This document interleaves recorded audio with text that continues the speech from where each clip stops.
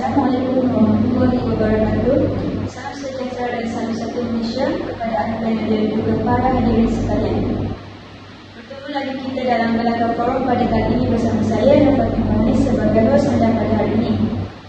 Penonton yang dihormati sekalian, sebelum saya memperkenalkan pelajaran kita pada hari ini, izinkan saya untuk menerangkan sedikit mengenai pemerdagangan kanak-kanak.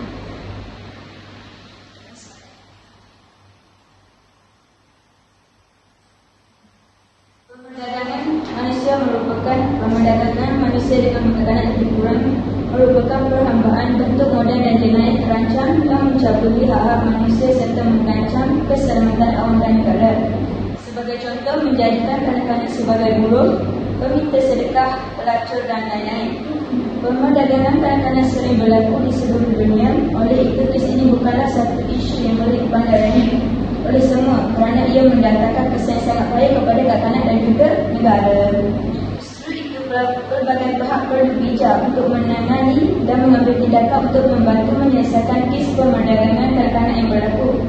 Sebelum saya mengupas topik ini dengan lebih mendalam lagi, marilah kita berkenalan bersama 4 orang ahli panel kita pada hari ini. Baiklah, di sebelah kanan saya ahli panel pertama iaitu Saudari Nashifa Irdina. Apa khabar saudari? Seterusnya ahli panel kedua Saudari Nurul Anis Bersyah. Saudari apa khabar? Panel ketiga kita iaitu Saudari Amira Kristina. Apa khabar saudari? Dan panel kita terakhir Rafathah. Saudari sihat? Sebelum saya pergi soalan seterusnya kepada panel lain, saya ingin bertanya soalan kepada panel kita yang pertama. Apakah faktor yang menyebabkan berlakunya pemerdagangan kanak-kanak?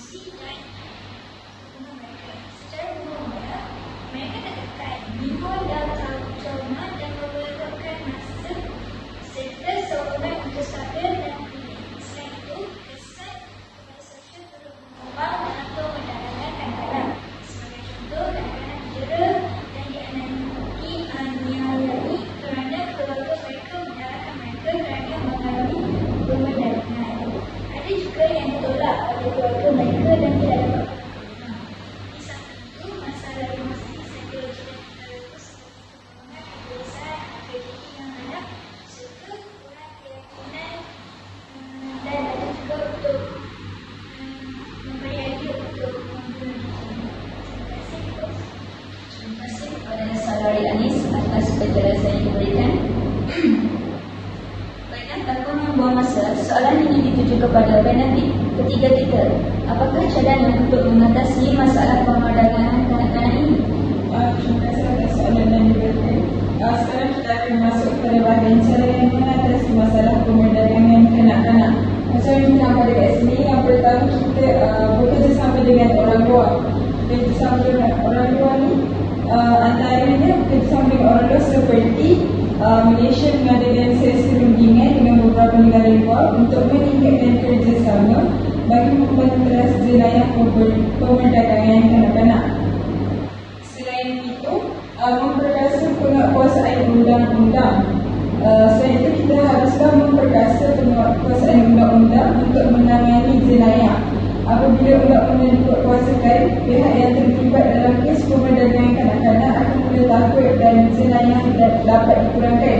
Contohnya, Malaysia memperkuasakan undang-undang dan meletakkan hukuman apabila berlakunya kes pemerdagangan kanak-kanak. Jadi apabila penjenayah yang hendak melakukan kes tersebut, mereka akan munculnya rasa takut untuk membuat perkara tersebut dan Malaysia dapat atasi masalah tersebut di negara kita.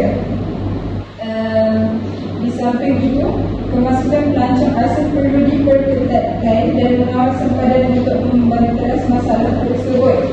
Sebagai contoh, kita dalam menghadkan bilangan orang luar untuk masuk negara Malaysia. Contohnya, untuk orang luar Malaysia, bagi yang tiada pasport, mereka tidak digunakan untuk masuk ke dalam negara Malaysia bagi mengelakkan berlakunya kes pemerdagangan.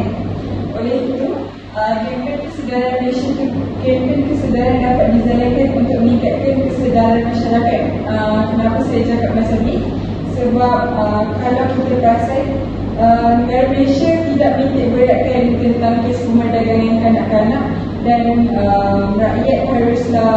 masyarakat haruslah membincang dengan pihak atasan untuk meningkatkan lagi dan menekankan kepada masyarakat kita tentang kes pemerdagangan kanak-kanak. Itu sahaja dari saya. Terima kasih kepada panel kita sebentar tadi atas cadangan yang diberikan untuk mengatasi masalah ini. Baiklah, soalan yang terakhir sebelum kita menamatkan sesi forum kita pada hari ini, apakah kesimpulan yang dapat diambil daripada masalah ini? Soalan ini ditujukan kepada panel terakhir kita. Terima kasih atas pertanyaan yang diberikan oleh saudara Kosti. Di sini kesimpulan tentang pemerdagangan kanak-kanak. Antaranya Komnas haruslah memperhatikan tentang isu tersebut, menjadi penyelesaian dan menghadapi kempen kesedaran. Saya akan meneruskan kesimpulan tentang pemerdagangan kanak-kanak, iaitu adalah Komnas haruslah memperketatkan lagi isu tentang pemerdagangan kanak-kanak supaya isu ini tidak lagi berleluasa. Selain itu, serta mencari punca utama dalam masalah ini dan mencari jalan penyelesaian kepada krisis kemanusiaan ini amat penting untuk dibincangkan, termasuk mencari titik kelemahan yang membawa kepada masalah ini harus berleluasa. Di samping itu, negara kita juga haruslah mengadakan kempen kesedaran supaya dapat memberikan pemahaman kepada manusia itu tentang pemerdagangan kanak-kanak. Hal ini dapat menjadikan manusia tidak lagi mudah terpedaya dengan golongan yang memperdagangkan manusia ini. Terima kasih kepada panel terakhir kita atas isi yang diberikan. Baiklah hadirin semua, kita telah sampai ke penghujung bicara. Saya ingin mengucapkan ribuan terima kasih kepada para penonton dan para ahli panel kita pada hari ini semua. Berdasarkan perbincangan kita sebentar tadi, bahawa masalah pemerdagangan kanak-kanak bukanlah satu isu yang Terima kasih kepada panel terakhir kita atas isi yang diberikan. Baiklah hadirin semua, kita telah sampai ke penghujung bicara. Saya ingin mengucapkan ribuan terima kasih kepada para penonton dan juga ahli panel kita pada hari ini. Berdasarkan perbincangan kita sebentar tadi bahawa masalah perdagangan kanak-kanak bukanlah satu isu yang boleh disia-siakan kerana ianya boleh memberikan impak yang sangat negatif kepada manusia dan juga negara. Sebelum saya mengakhiri forum ini, terimalah dua rangkap pantun yang berbunyi: Bunga dedak di atas para, anak dusun pasang pelita. Kalau tersilap tutur bicara, jom mari disusun maaf dibita. Di atas dahan burung tepua, melihat rusa tepi perigi. Salam perpisahan untuk semua, di lain masa bersua lagi. Salam hormat cerita selalu. Akhir kalam orang putih, orang Pakistan. Terima kasih, syukran jazilan. Wabillahi taufiq wal hidayah. Wassalamualaikum warahmatullahi wabarakatuh.